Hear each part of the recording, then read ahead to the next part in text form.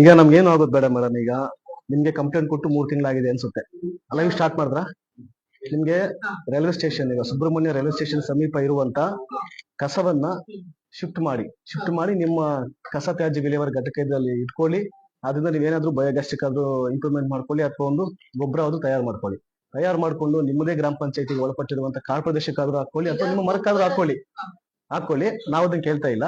ಅಲ್ಲಿರ್ತಕ್ಕಂಥ ಕಸವನ್ನ ನೀವು ಅಲ್ಲಿಂದ ವಿಲೇವಾರಿ ಮಾಡಿ, ಅದನ್ನ ಶಿಫ್ಟ್ ಮಾಡಿ. ಅಂದ್ರೆ ವಿಲೇವಾರಿ ಮಾಡಬೇಕಿದ್ರೆ ನಮ್ಗೆ ಒಂದು ಪ್ರೊಸೀಜರ್ ಉಂಟು. ಓಕೆ, ಯಾವ ಟೈಪ್ ಇದ್ದು ನಮ್ಗೆ ಅಲ್ಲಿ ಅವರು ಇಟ್ಟುಕೊಳ್ಬೇಕು. ಇದು ಸ್ವಚ್ಛತಾ ನೀತಿ 2017 ಇಂದಲೇ ಸ್ಟಾರ್ಟ್ ಅಂದ್ರೆ ಇಟ್ಟಿದೆ, ಸ್ವಲ್ಪ ರಿವೈಸ್ ಅಲ್ಲ.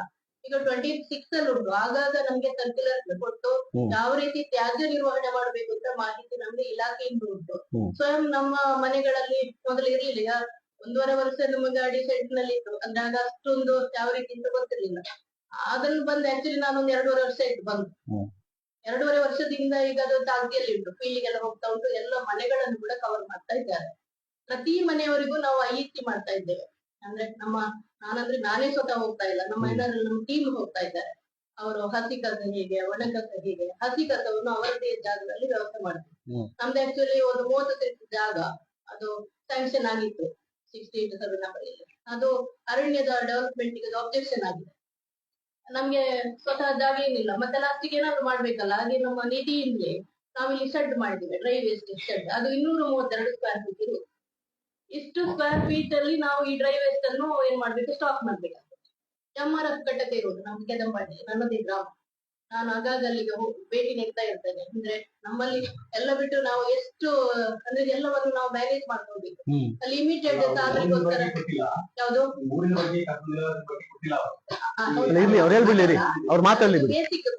ಅಂದ್ರೆ ಈಗ ಪ್ರತಿ ಮನೆಯವರು ಕೂಡ ತ್ಯಾಜ್ಯದ ಬಗ್ಗೆ ಅವೇರ್ನೆಸ್ ಬರುವ ಹಾಗೆ ನಾವು ಆದಷ್ಟು ಮ್ಯಾಕ್ಸಿಮಮ್ ಟ್ರೈ ಮಾಡ್ತೇವೆ. ನಮ್ಗೆ ಎಲ್ಲ ಸ್ಟಾಫ್ಗಳು ಇಲ್ಲ, ಲಿಮಿಟೆಡ್ ಇರುವಂತದ್ದು. ಅವರಿಂದ ಮತ್ತೆ ನಮ್ಮ ಸಂಜೀವಿನಿ ಅವರು ಮತ್ತೆ ಎಲ್ಲಿ ಕೂಡ ಒಂದು ತ್ಯಾಜ್ಯದ ವಿಷಯ ಬಂದು ಅಂತ ಹೇಳಿದ್ರೆ ನಾವೆಲ್ಲ ಕೆಲಸವನ್ನು ಬದಿಗಿಟ್ಟು ಅಲ್ಲಿಗೆ ಹೋಗ್ತೇವೆ. ರೈಲ್ವೆದು ಆಕ್ಚುಲಿ ಸರ್ ಪ್ರತಿ ಮನೆಯವರು ಕೂಡ ಡ್ರೈ ವೇಸ್ಟ್, ಹಸಿ ವೇಸ್ಟ್ ಎಲ್ಲ ವ್ಯವಸ್ಥೆ ಮಾಡಿಕೊಡ್ಬೇಕು. ರೈಲ್ವೆಯವ್ರದ್ದು ಸಾವಿರಾರು ಜನ ಬಂದು ಅಲ್ಲಿ ಸೇರುವಾಗ ಇಲ್ಲಿ 3-4 ಜನ ಸ್ಟಾಫ್ಗಳು ಅಲ್ಲಿ ಹೋಗಿ ಅದನ್ನು ವಿಂಗಡಿಸುವ ವ್ಯವಸ್ಥೆ ಮಾಡಬಹುದೇ? ನೀವೇ ಆಲೋಚನೆ ಮಾಡಿ. ಪಂಚಾಯತ್ನಿಂದ ವಿಂಗಡಿಸುವುದಲ್ಲ, ಅವರು ಬಲ್ಕ್ ವೇಸ್ಟ್ ಜನರೇಟರ್.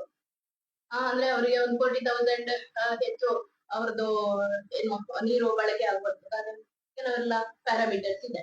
ಅದಕ್ಕೆ ಅವರು ಬಲ್ಕ್ ವೇಸ್ಟ್ ಜನರೇಟರ್ ಅಂತ ಹೇಳಿ ನಾವು ಕನ್ಸಿಡರ್ ಮಾಡುವಂತ ವಿಷಯ. ಅವರಿಗೆ ಹಾಗೆ ನಾವು ವರದಿ ಕೂಡ ಕೊಟ್ಟಿದ್ದೇವೆ.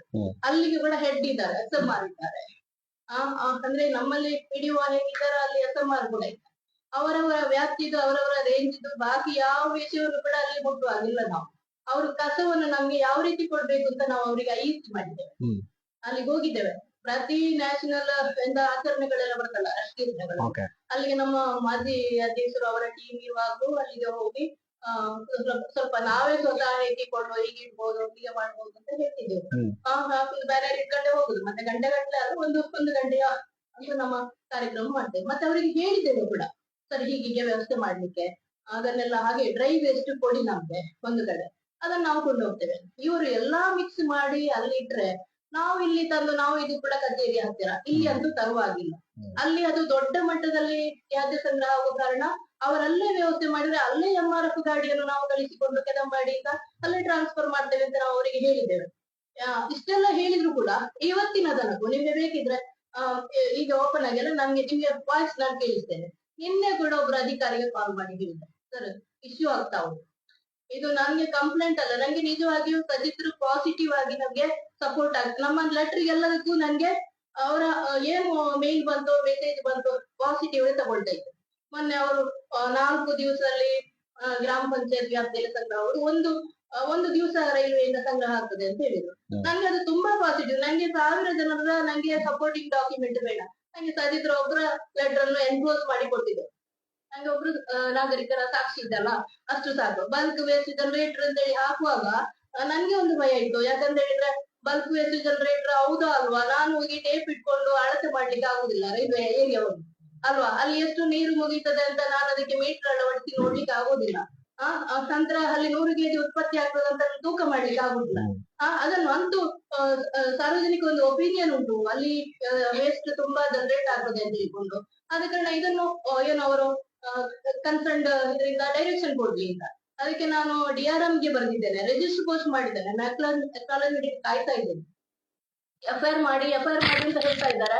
ಆದ್ರೆ ಒಂದು ಡಿಪಾರ್ಟ್ಮೆಂಟ್ ಗೆ ಎಫ್ಐಆರ್ ಮಾಡಿ ಹಿಂದೊಮ್ಮೆ ನಾನು ಇದೇ ಘನತ್ಯಾಜ್ಯದ ವಿಷಯಕ್ಕೆ ಎಲ್ಲ ಬಾಡಿ 4-5 ಮೀಟಿಂಗ್ ಅಲ್ಲಿ ಒತ್ತಡ ಆಗಿದ್ರು. ನಾನು ಹೋಗಿ ಕೇಸ್ ಅಂದ್ರೆ ರೆಸೊಲ್ಯೂಷನ್ ತಗೊಂಡು ಕೇಸ್ ಹಾಕ್ಲಿಕ್ಕೆ ಅಂತ ಹೇಳಿ, ಅದು ನಂಗೆ ತುಂಬಾ ಪ್ರಾಬ್ಲಮ್ ಆಯ್ತು. ನನ್ನನ್ನು ಹೈಯರ್ ZP ಇಂದ ಹಿಡಿದು ಕೇಳಿದ್ರು, ನೀವು ಹಾಗೆ ಅದನ್ನು ಅಮಿಕೇಬಲ್ ಸೆಟಲ್ಮೆಂಟ್ ಇಲ್ವಾ ಹಾಗೆ ಹೀಗೆ ಅಂತ ಹೇಳ್ಕೊಂಡು. ಆದ ಕಾರಣ ಇದು ನಮ್ಗೆ ಅವರಿಗೆ ಪನಿಷ್ಮೆಂಟ್ ಆಗುದು ನಮ್ಮ ಉದ್ದೇಶ ಅಲ್ಲ. ಅಲ್ಲಿ ಕರೆಕ್ಟ್ ಆಗಿ ವೇಸ್ಟ್ ಅದನ್ನು ಬೈಫರ್ಕೇಶನ್ ಮಾಡಿ ಎಲ್ಲಿಗೆ ಹೋಗ್ಬೇಕು ಅಲ್ಲಿಗೆ ಅದು ತಲುಪಬೇಕು, ಆ ವಿಷಯ ನಮ್ಗೆ ಬೇಕಾಗುತ್ತೆ. ಆದ ಕಾರಣ ನಾನು ಡೈಲಿ ಆಫೀಸರ್ಸ್ ಅಲ್ಲಿ ಕೂಡ ಕಾಂಟ್ಯಾಕ್ಟ್ ಏನ್ ಮಾಡಿದ್ದೀರಿ ಸರ್ ಅಂತ.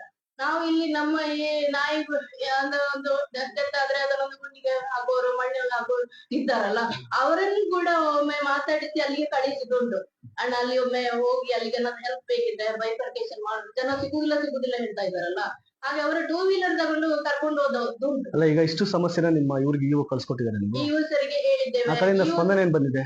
ಸ್ಪಂದನೆ ಅದೇ ಹೀಗೆ ಪ್ರೋಸೆಸ್ ಆಗ್ತಾ ಉಂಟು. ಅಲ್ಲಿಂದ ಮೇನ್ ಅದು ರೈಲ್ವೆ ಡಿಪಾರ್ಟ್ಮೆಂಟ್, ನಾನು ದಂಡ ಕೂಡ ಹಾಕಿದ್ದೇನೆ. ನೋಡಿ, ಈಗ ಒಂದ್ ಕೆಲಸ ಮಾಡಿ, ಅದೆಷ್ಟು ಕಸ ಇದೆಯೋ ಅಷ್ಟನ್ನು ಒಂದ್ ಸಿಂಗಲ್ ಟೈಮ್ ನೀವು ಅದನ್ನ ಅಲ್ಲಿಂದ ಶಿಫ್ಟ್ ಮಾಡ್ಬಿಡಿ.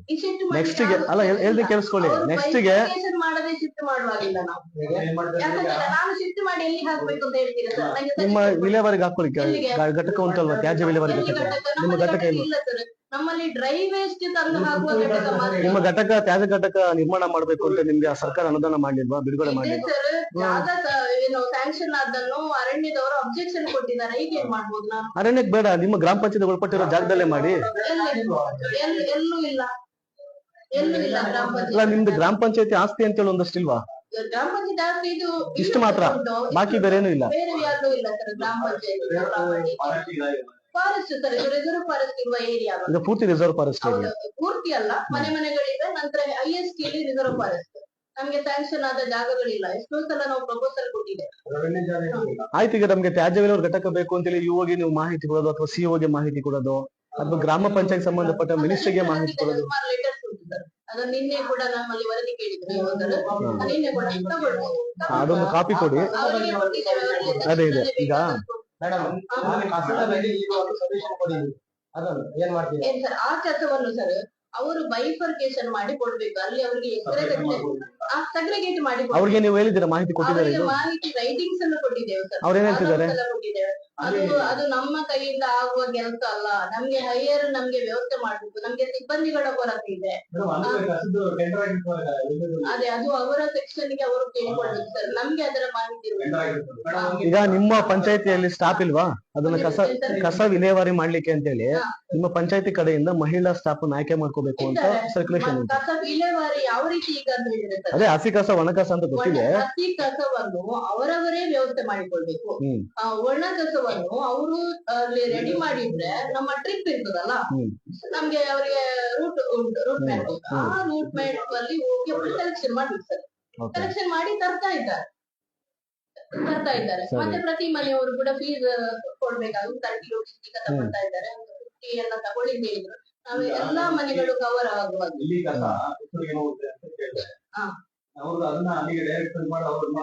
ಸರ್, ಮೊನ್ನೆ ಎಂತವಾಯ್ತು ಗೊತ್ತಾ, ರಾಶಿ ಬಿಟ್ಟಿದ್ದಲ್ಲ, ಏನಾದ್ರೂ ಸೊಲ್ಯೂಷನ್ ಬೇಕು. ಎಲ್ಲರಿಗೂ ತಲೆನೋವು ಇದು.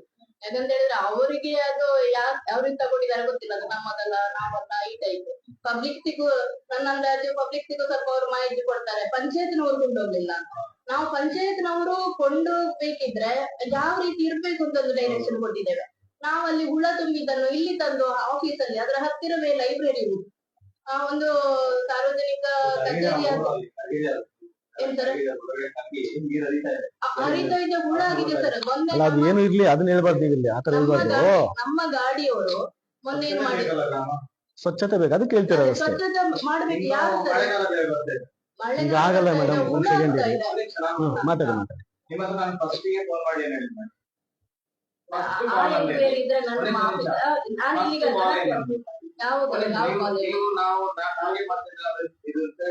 ಅಲ್ಲ, ದಯವಿಟ್ಟು ನೀವು ಕಾಲ್ ಮಾಡಿದ್ದಕ್ಕೆ ನೀವು ಪ್ರತಿಯೊಂದಕ್ಕೂ ನಾನು ರೆಸ್ಪಾನ್ಸ್ ಆಗಿದ್ದೇನೆ. ಈಗ ನಿನ್ನೆ ಕೂಡ ಸರ್, ಈಗ ಹಿಂದಿನದು ನಿನ್ನೆ ಕೂಡ ನನ್ಗೆ ಅರ್ಜೆಂಟ್ ಆಗಿ ತಾಲೂಕಿನಿಂದ ಕಾಲ್ ಮಾಡಿದ್ರು. ಅರ್ಜೆಂಟ್ ಗೆ ತಾಲೂಕಿನಿಂದ ಕಾಲ್ ಮಾಡಿದ್ರು, ಬನ್ನಿ ಮೇಡಮ್ ಇಲ್ಲಿ ನಾವು ಅಕ್ಕ ಅವರದ್ದೆಲ್ಲ ಇವರು ಮಾಡ್ಲಿಕ್ಕೆ ಉಂಟು, ಅದನ್ನು ಅಬ್ಸರ್ವೇಷನ್ ಮಾಡುವ. ಆಕ್ಚುಲಿ ಹೋದೆವಲ್ಲ ಅದ ಇರ್ಲಿ ಈಗ. ಅಲ್ಲ ನಿಮ್ದೇನು ಅಂತ ನೇರವಾಗಿ ಹೇಳಿ, ಸಜೆಷನ್ ಅಂದ್ರೆ ನೀವು ನೇರವಾಗಿ ಮಾತಾಡಿ, ನೇರವಾಗಿ ಮಾತಾಡಿ. ವಿಚಾರಿಸಲೇಬೇಕು ಸರ್. ಅಲ್ಲ ಅದು ವಿಚಾರಿಸ್ತೀವಿ. ನಮ್ಗೆ ಅವರು ಕೊಟ್ರೆ ನಾವು ಅಲ್ಲಿ ಒಂದು ಲೋಡ್ ಬರುವಾಗ ಅಂದ್ರೆ ನಮ್ಗೆ ತಿಂಗಳಿಗೊಮ್ಮೆ ಬರುದು. ಈಗ ನೀವು ಅಲ್ಲಿ ನೋಡ್ಬೋದು ನಮ್ದು ಸಣ್ಣ ಶೆಡ್ ಸರ್, ಅಲ್ಲಿ ಗಾಡಿ ಇಡುವ ಶೆಡ್ ಅಲ್ಲಿ ಇದ್ದೇವೆ, ಗಾಡಿಯನ್ನು ಈಗ ಅದಷ್ಟು ಕಸ ಉಂಟು, ಅದನ್ನು ನೀವು ಅಲ್ಲಿಂದ ಕ್ಲೀನ್ ಮಾಡಿ ತೆರವುಗೊಳಿಸಿ. ಹಾಗೆ ಮಾಡ್ಲಿಕ್ಕೆ ಹಾಗೆ ನಮ್ಗೆ ಒಂದು ಸಲ ಶಿಫ್ಟ್ ಮಾಡಿ, ಒಂದು ಸಲಿಗೆ ಆಗುತ್ತೆ. ಎಲ್ಲಿಗೆ ಮಾಡ್ಬೇಕು ನಿಮ್ಮ ದಯವಿಟ್ಟು ಇದು ಅಲ್ಲಿ ಗುಣ ಈಗ ಅದನ್ನ ಇಲ್ಲಿ ಇಟ್ರೆ ಹೇಗಾಗ್ಬೋದು ಸರ್? ಹೌದು ಅವರಿಗೆ ಹೇಳಿ ಏನೋ ಮಾಡ್ತಾರೋ ಗೊತ್ತಿಲ್ಲ, ಅವತ್ತ ಮಾಡ್ಲಿ ಟೈಮ್ ಕೊಡಿ. ಅಲ್ಲ ಸರ್, ಅಲ್ಲ ಸರ್, ನಾವು ಸುಳ್ಯದಲ್ಲ ಪುತ್ತೂರೆಲ್ಲ ಹೋಗಿದ್ದು. ಸರ್ ಎಂತ ಗೊತ್ತಾ, ಎಂತ ಗೊತ್ತಾ ಸರ್, ಒಂದು ರೋಡ್ ಅನ್ನು ನಾವು ಅಲ್ಲಿಂದ ಹೊರಟೋಗಿದ್ದೇವೆ. ಇರಿ ನಮ್ಮ ಡಿಸ್ಕಷನ್ ಬೇಡ, ಇರಿ ಮಾತಾಡಿ. ಅಲ್ಲಿ ಡಂಪ್ ಆಗಿದಲ್ಲ, ಒಂದು ಲೋಡ್ ಅನ್ನು ನಾವು ಅಲ್ಲಿಂದ ನಮ್ಮ ಈ ಮಹಿಳಾ ಸಿಬ್ಬಂದಿಗಳು ಸೇರಿ ಲೋಡ್ ಮಾಡಿಕೊಂಡು ಅಲ್ಲಿ ಕೊಂಡೋಗಿದ್ದಾರೆ. ಅಲ್ಲಿ ಅಕ್ಸೆಪ್ಟ್ ಮಾಡುವ ಹಾಗೆ ಇಲ್ಲ ಅದು. ನೀವು ನೋಡಿರ್ಬೋದು ಅಲ್ಲೇ ವರ್ಕಿಂಗ್ MRF ನೋಡಿದ್ದೀರಾ ಸರ್? MRF ಘಟಕ ಕೆದಂಬಡಿ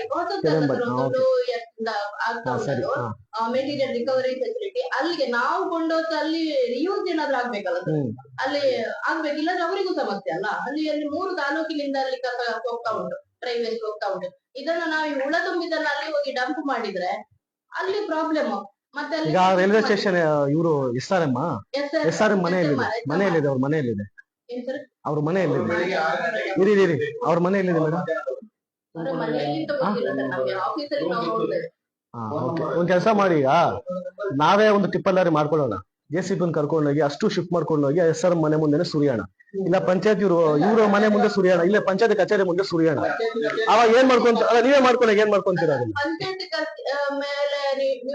ಇಲ್ಲ SRM ಫೋನ್ ಮಾಡಿ ಕರೀರಿ, ಇಲ್ಲಿ ಕರೀರಿ, ಅವ್ರಿಗೆ ಇಲ್ಲಿ ಬನ್ನೇಬೇಕು ಅಂತ ಕರೀ, ಇಲ್ಲ ಮನೆ ಮುಂದೆ ಕಸ ತಗೊಂಡು ಕರೀರಿ, ಫೋನ್ ಮಾಡಿ ಇಲ್ಲಿ ಕರೀರಿ, ಅಲ್ಲಿಗೆ ಬೇಡ ನಾವು ಕರೀರಿ, ಬನ್ನೇಬೇಕು ಅಂತ ಕರೀರಿ.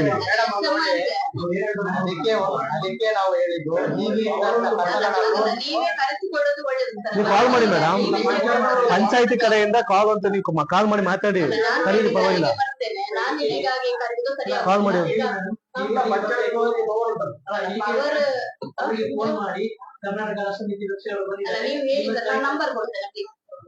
ನಿಮ್ದು ಫೋನಲ್ಲಿ ಮಾತಾಡಿ, ಫೋನ್ ಮಾಡಿ, ನಂಬರ್ ಪ್ರೆಸ್ ಮಾಡಿ.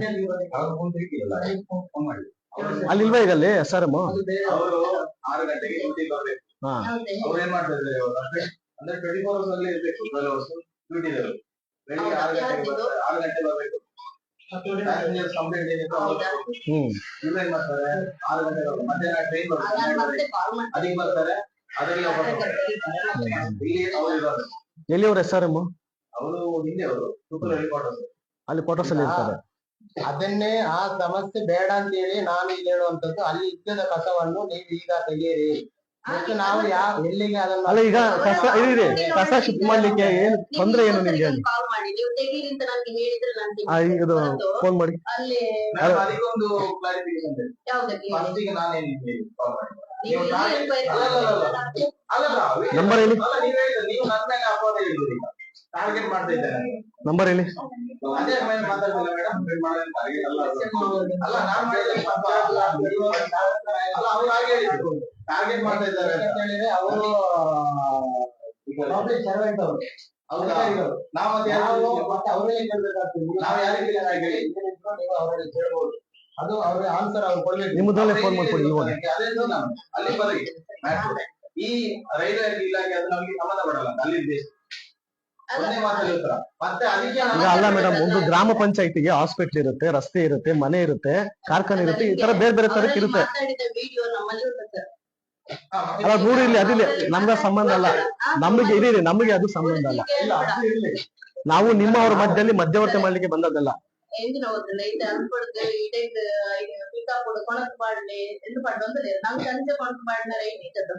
ಅವು ಡ್ರೈ ವೇಸ್ಟ್ ಸಪರೇಟ್ ಇದ್ದದ ನನಗೆ ಮಾಡ್ಲಿಕ್ಕೆ ಸಪರೇಟ್ ಅನ್ನ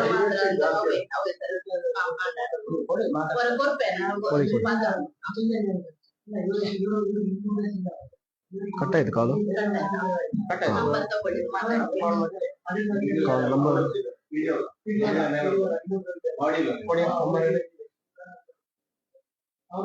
ನಂಬರ್ ತಗೊಳ್ಳಿ ಸರ್. 9901348844.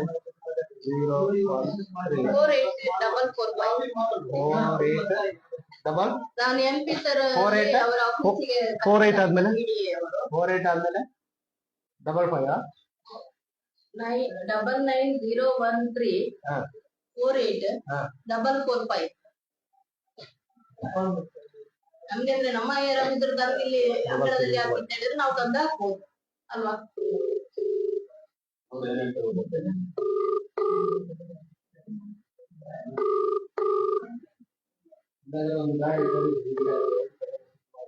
ನಮ್ಮ ಜವಾಬ್ದಾರಿ ಅಲ್ವಾ?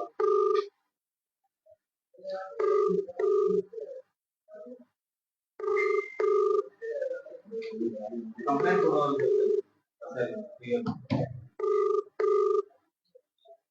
The person you're calling. ನೀವು ಕಾಲ್ ಮಾಡಿ ಮೇಡಮ್. ಬಳ್ಳಾರಿ ಅಲ್ಲ ನಮ್ದು ಪುತ್ತೂರು.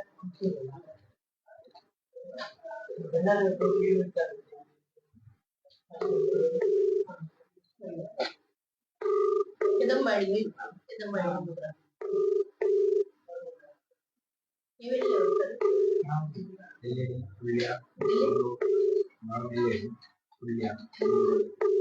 ಎಲ್ಲೇಡಿಯಾ? ಹಲೋ ಇಲ್ಲ ಇಲ್ಲ ನೋಡಿ ಈಗ ಮಾತಾಡಿದ್ರು ನೋಡಿ. ಅಥವಾ ಎಲ್ಲಿದ್ದಾರೆ ಕೇಳಿ ನಿಮ್ಮ ಇವು ಅಲ್ಲಿಗೆ ಬೇಕಾದ್ರೆ ಹೋಗೋಣ. ನಿಮ್ಮ ಇವು ಎಲ್ಲಿದ್ದಾರೆ ಕೇಳಿ ಮೇಡಮ್, ಅಲ್ಲಿಗೆ ಬೇಕಾದ್ರೆ ಹೋಗ್ತೀವಿ. 3-4 ತಿಂಗಳಿಂದ ಅಲ್ಲಿ ಕಸ ಒಂದೇ ಕಡೆ ಸ್ಟಾಕ್ ಇದ್ರೆ ಹುಳು ಆಗ್ದಿರ ಮತ್ತೆ ಏನೇನು ಪರಿಮಳ ವಾಸನೆ ಬರುತ್ತೆ, ಹುಳುನು ಆಗುತ್ತೆ, ಬೇರೆ ಬೇರೆ ಅದೇನದ್ರಲ್ಲಿ ವೈರಸ್ಸು ಬರುತ್ತೆ. ರಜೆನಾ? ಗೊತ್ತಿಲ್ಲ ನಮ್ಗೆ ಗೊತ್ತಾಗುದಿಲ್ಲ. 3 ತಿಂಗಳಿಂದ ಅಲ್ಲಿ ಅವರು ನಮಗೆ ದೂರ್ ಕೊಟ್ಟಿರುವಂತ ಡೇಟ್ ಕೂಡ ಅದರಲ್ಲಿ ನಾವು ನೋಡಿದ್ವಿ ಲೆಟ್ರಲ್ಲಿ. ಅದಕ್ಕೆ ಅವರು 21/3/2026 ಅವರು ದೂರ್ ಕೊಟ್ಟಿರೋದು. ಅಲ್ಲಿ ಇಷ್ಟು ದಿನ ಇಷ್ಟು ಸಮಯ ಬೇಕಾ? ಅವ್ನ SRM ಇರ್ಲಿ ಯಾರಾದ್ರೂ ಇರ್ಲಿ, ಇಷ್ಟು ಸಮಯ ಬೇಕಾ ಹೋಗ್ಲಿ? 1978 ಅಲ್ಲಿ ರೈಲ್ವೆ ಅಲ್ಲಿ ಸ್ಟಾರ್ಟ್ ಆಗಿದೆ. ಪಬ್ಲಿಕ್ ಯಾರು ಕೂಡ ಯಾವ ರೀತಿ ಕಸ ವಿಲೇವಾರಿ ಆಗ್ತಾ ಉಂಟು ಅಂತ ಹೇಳಿ ಯೋಚಿಸ್ಲಿಲ್ಲ. ಸೊ ನಮ್ಗೆ ತುಂಬಾ ಒಂದು ಏನೋ ಅದರ ಒಳಗೆ ಅದಕ್ಕೆ ನಾನು ನಿನ್ನೆ ಕೂಡ ಹೇಳಿದೆ, ನಿಮ್ಮ ರೈಲ್ವೆ ಬೋಗಿಗಳೇನೋ ಟ್ರಾನ್ಸ್ಫರ್ ಆಗ್ತಾ ಉಂಟು ಅಂತ ನಾವು ತಿಳ್ಕೊಂಡದ್ದು. ಅಂದ್ರೆ ಯಾವುದೇ ಕಸ ಈ ರೀತಿ ನಾವು ವೇಸ್ಟ್ ಕಲೆಕ್ಷನ್ ಮಾಡ್ತಾ ಇದ್ದೇವೆ, ಅದನ್ನು ಇಲ್ಲಾಂದ್ರೆ ವ್ಯವಸ್ಥೆ ಉಂಟಂತ ಯಾರು ಕೂಡ ಅದ್ರ ಬಗ್ಗೆ ದೊಡ್ಡ ಸಮಾಲೋಚನೆ ಮಾಡ್ಲಿಲ್ಲ ಅಂತ ಹೇಳಿ. ಹಾಗೆ ನಮ್ಮಲ್ಲಿ ಈಗ ಇದಾಗ್ತಾ ಇರುವ ಕಾರಣ ನಾವು ಅವರಿಗೆ ಮಾಹಿತಿ ಕೊಡ್ತಾ ಹೋದೆವು. ಒಂದು ಕಡೆ ಸೆಗ್ರಿಗೇಟ್ ಮಾಡಿ ಇಡಿ, ಸಪರೇಟ್ ಮಾಡಿ ಇಡಿ ಅಂತೇಳಿ. ಈಗ ಅಮೃತ್ ಭಾರತ್ ಯೋಜನೆ ಏನೋ ಆಗ್ತಾ ಉಂಟು, ಅವರು ನಾಳೆಯ ಬಗ್ಗೆ ಹೇಳ್ತಾ ಇದ್ದಾರೆ. ನಮ್ಮ ಪ್ಲಾನಿಂಗ್ ಡೈರೆಕ್ಟರ್ ಬಂದಿದೆ. ಈಗ ನಿರ್ಮಲ ಭಾರತ್ ಯೋಜನೆ ಅಂತ ಆಗಿದೆ ಅಲ್ವಾ, ಸ್ವಚ್ಛ ಮಾಡ್ಬೇಕು, ಸ್ವಚ್ಛ ಭಾರತ್ ಮಾಡ್ಬೇಕು ಅಂತೇಳಿ. ಅದ್ರ ಬಗ್ಗೆ ಗೊತ್ತಿಲ್ವಂತೆ SRM ಆಗಿರ್ಬೋದು, ರೆವಿನ್ಯೂ ಡಿಪಾರ್ಟ್ಮೆಂಟ್ ಆಗಿರ್ಬೋದು. ನೀವು ಅವ್ರಿಗೆ ತಿಳಿಸ್ಕೊಟ್ಟಿಲ್ವಾ ಈ ತರ ಉಂಟು ಅಂತ ಹೇಳಿ? ನೀವು ತಿಳಿಸ್ಕೊಟ್ಟಿಲ್ವಾ ಅವ್ರಿಗೆ? ನಾವು ತಿಳಿಸಿಕೊಟ್ಟಿದ್ದೇವೆ ಸರ್, ಬೇಕಾದಷ್ಟು ಮಾಹಿತಿ. ಈಗ ಒಂದ್ ಕೆಲಸ ಮಾಡಿ, ಅಲ್ಲಿ ನಿಮ್ಗೇನು ಪಂಚಾಯತಿ ಜಾಗ ಇಲ್ಲ ಅಂತ ನೀವು ಹೇಳ್ತಾ ಇದ್ದೀರಾ, ಕಂದಾಯ ಜಾಗ ಉಂಟಾ ಇಲ್ಲಿ? ಕಂದಾಯ ಇಲಾಖೆ ಜಾಗ ಉಂಟಾ? ಕಂದಾಯ ಇಲಾಖೆ ನಮ್ಗೆ ಗ್ರಾಮ ಪಂಚಾಯತಿ ಅಲ್ಲ, ಒಂದ್ ವೇಳೆ ಕಂದಾಯ ಇಲಾಖೆ ಜಾಗ ಇದ್ರೆ ರೆವಿನ್ಯೂ ಜಾಗ, ರೆವಿನ್ಯೂ ಜಾಗ ಅಲ್ಲ ನಿಮ್ದು. ಪಂಚಾಯತಿ ಜಾಗ ಬಿಟ್ಟು ರೆವಿನ್ಯೂ ಜಾಗ. ಇಲ್ಲಿ ಫಾರೆಸ್ಟ್ ಜಾಗ ಬಿಟ್ಟು ಬೇರೆ ಜಾಗ ಯಾವ್ದು ಇಲ್ವಾ? ಫಾರೆಸ್ಟ್ ಡಿಪಾರ್ಟ್ಮೆಂಟ್ ರಿಸರ್ವೇಶನ್ ಜಾಗ ಹೊರತುಪಡಿಸಿ ನೀವು ಸ್ವಲ್ಪ ಇದೆಲ್ಲ ಪೇಪರ್ ವರ್ಕ್ ಮಾಡ್ಬೇಕಲ್ವಾ? ನಿವೇಶನಕ್ಕೆ ಮತ್ತೆ ಇದಕ್ಕೆಲ್ಲ ನಾವು ಸ್ಮಶಾನಕ್ಕೆಲ್ಲ ಕೇಳಿದವಲ್ಲ, ಅಬ್ಜೆಕ್ಷನ್ ಅಲ್ಲಿ ಉಂಟು. ಅವ್ರಿಗೆ ಕಾಲ್ ಮಾಡಿ. ಯಾರಿಗೆ? ಇವಾಗ ಕಾಲ್ ಮಾಡಿ. ಅದ್ರ ಬಗ್ಗೆ ಈಗ ನಮ್ಗೆ ಸ್ಪಷ್ಟನೆ ಬೇಕು. ಅಲ್ಲಿ ಕಸ ಅಲ್ಲೇ ಇರೋದಾ? ಕಸ ಅಲ್ಲೇ ಇದ್ರೆ ಅಂತೂ ಅದರಿಂದ ಹುಳು ಆಗೋದೆಲ್ಲ, ದೊಡ್ಡ ದೊಡ್ಡ ವೈರಸ್ಸೇ ಬರುತ್ತೆ ಅದರಿಂದ. ನೀವು ಅಲ್ಲಿ ಆಫೀಸ್ಗೆ ಹೋಗುದು ಒಳ್ಳೇದು. ಅಲ್ಲಿಗೆ ಹೋಗ್ತೀವಿ, ಇನ್ನೊಂದ್ಸಲ ಕಾಲ್ ಮಾಡಿ ಕೇಳಿ ಅವ್ರಿಗೆ ಎಲ್ಲಿದ್ದಾರೆ ಅಂತ ಕೇಳಕ್ ಕೇಳಿ. ಅಲ್ಲಿಗೆ ಹೋಗ್ತೀವಿ ಆಫೀಸ್ಗೆ. ಲೈವ್ ಎಂಡ್ ಮಾಡಿ ಸಾಕು, ಸುಮ್ನೆ ಜನರಿಗೆ ನೋಡ್ಕೊಂಡು ಯಾಕೆ.